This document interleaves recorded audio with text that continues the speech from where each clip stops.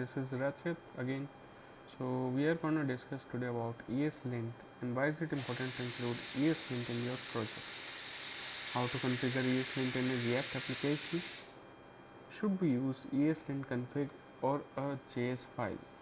So apart from this video, what I'm going to give you is the source code for ESLint.config.js file, which will be very useful for React applications. So let's continue. For example, let's see, where's my VS Code? Yeah, let me increase the font size. Yes. So the package which we are going to use is ESLint.js. You can install using the commands I will mention in the my video's caption. You can install using those commands all these packages. So ESLint.js is the main package. Globals is for the global variables. Let's go into globals one and check. So it is defining the global variables and how to configure ESLint using the different variables. ESLint for React and Babel ESLint parser. So this is the file. So what it does is we are currently using recommended settings for ESLint. Apart from that, it is adding one more object to the ESLint config. Apart from the recommended section, we also want to use the one more object in which we have defined the configurations.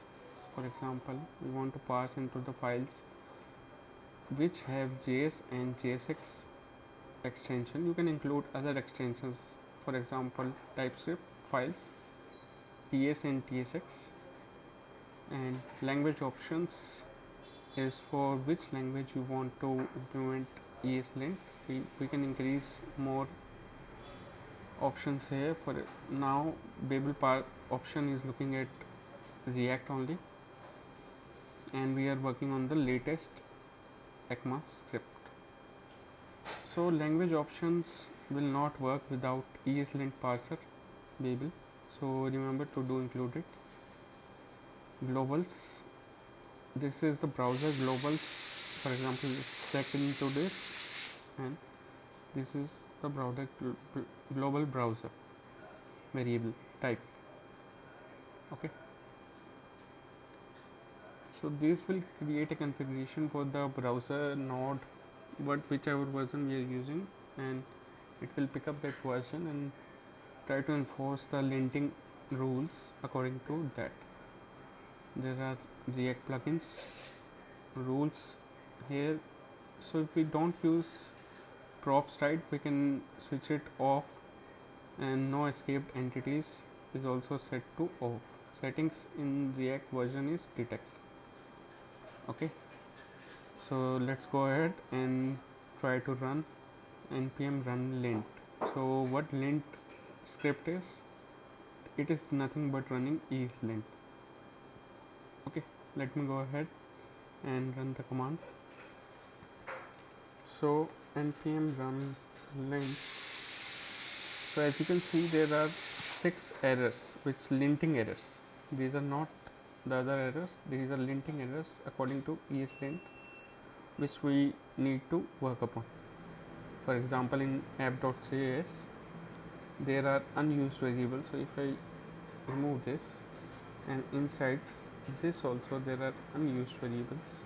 For example, this one outlet is defined but never used, it's saying. Okay, and now let's check whether how many errors are there. Okay, so as you can see, the errors are reducing. So if you want, you can reduce them even further.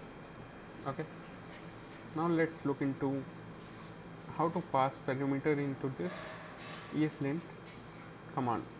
So we need to run this npm run lint, then we need to do hyphen hyphen, and then we need to pass fix. So this is the passing of parameters into the command. Now if we do hyphen hyphen debug, it will show all the debugging which ESLint is doing currently, and all the rules that it's executing, it will show it. So that's all about the video currently. I'll give you this file, eslint.config.json js file, sorry, and you can look into it. So our first question was, why is it important to include ESLint in your project? So what ESLint does is, apart from formatting, it looks into problems which are there into your code. For example, not including standard practices, not writing code which is efficient, or sorry, not efficient, but it's able to run, that's for sure, but not user friendly. Okay, so it will give error on that. So I've shown you how to configure an ESLint in a React application.